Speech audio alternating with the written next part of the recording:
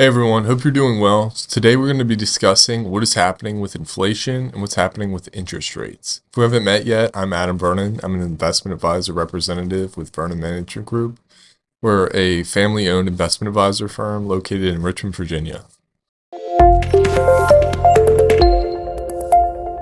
Before we get started today, if you want to learn more about inflation and the Federal Reserve, check out this video, link is in the description, where I discuss what inflation is, what the Federal Reserve is, and how they both work.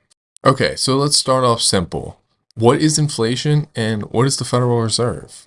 Simply put, inflation is an increase in the general price level of goods and services in an economy, and the Federal Reserve is the central banking system in the United States. Alright, so if you've turned on the news in the past year or two, you probably heard somebody talking about rising inflation and how the Fed is raising interest rates to combat inflation. So as of July 2023, the inflation rate was 3.18%, money market interest rates were slightly above 5%, and 30-year mortgage rates were at 7.4%. Now let's take a look at two different inflation charts. The first one is going to represent the 1970s, and the second we're going to take a look at is going to be from 2010 until July 2023.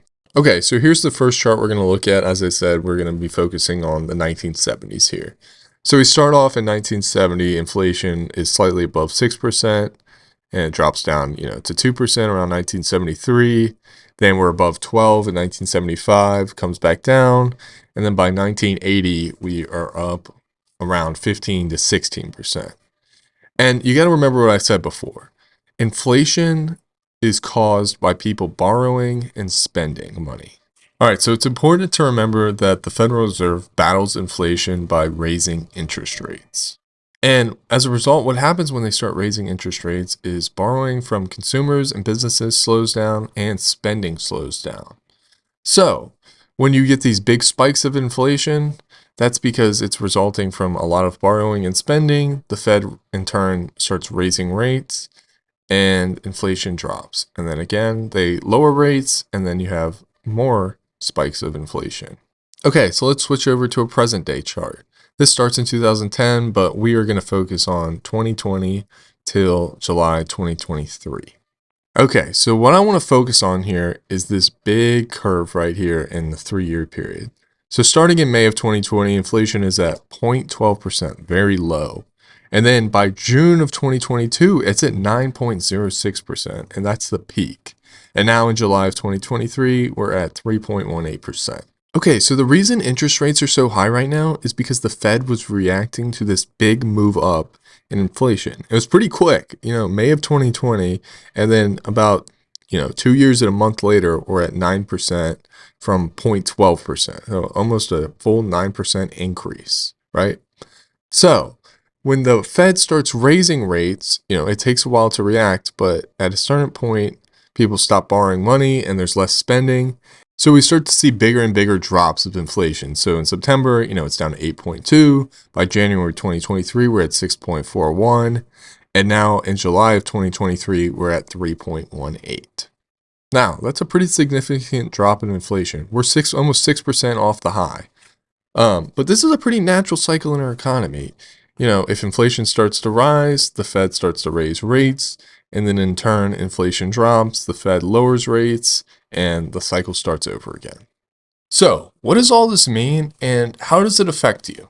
All right, so we know when inflation starts to rise, the Fed raises interest rates, and the goal of the Fed is to slow down borrowing and spending to slow inflation. There are consequences, though, when interest rates rise. For example, when interest rates rise, mortgage rates go up, and this results in people buying less homes because homes become more expensive. Another example is bonds. When interest rates rise, bonds drop in price. The interest rate that the Fed sets is a benchmark for all interest rates on other kinds of investments and debt securities.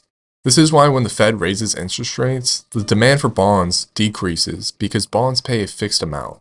As the demand for bonds decreases, the price also decreases because it has to in order to make them attractive for investors. In general, if inflation rises and interest rates rise, or if there's an anticipation that interest rates will rise, equities may fall. When the Federal Reserve announces a hike on rates, both consumers and businesses will cut back on their borrowing and spending. This may cause the market to anticipate poor company earnings and a decrease in revenues, which would cause the overall market to fall. Okay, so that's all I have for you today. As always, thanks so much for watching. And if you have any questions, comment below or visit our website, vernonmanagementgroup.com. Hope you have a great day, and I'll see you next week.